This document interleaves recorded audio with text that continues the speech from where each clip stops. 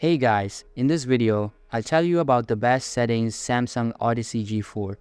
Alright, let's begin.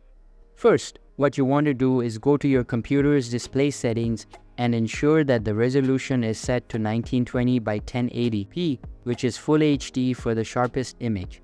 Next, you want to go to the advanced display settings and select the refresh rate.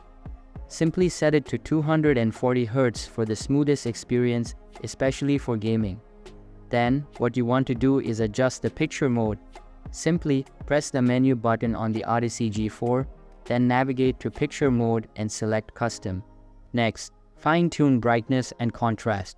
So, in custom mode, adjust the brightness from around 75 to 80 for a bright yet comfortable view. And then, set the contrast between 70 to 75 for good depth without oversaturating colors. So, this combo is actually great for balancing visibility and eye comfort, especially in different lighting environments. Other than that, go to game mode in the settings menu and enable it. This will actually reduce input lag, giving you a faster response time, which is actually ideal for gaming.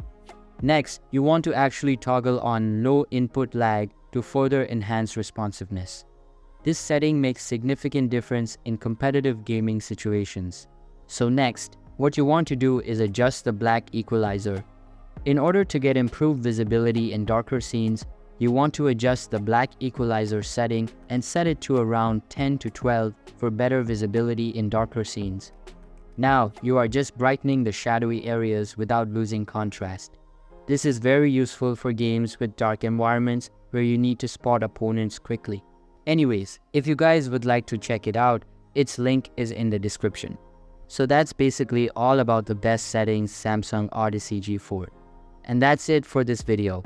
If you find this helpful, consider subscribing and giving this a big thumbs up. Thanks.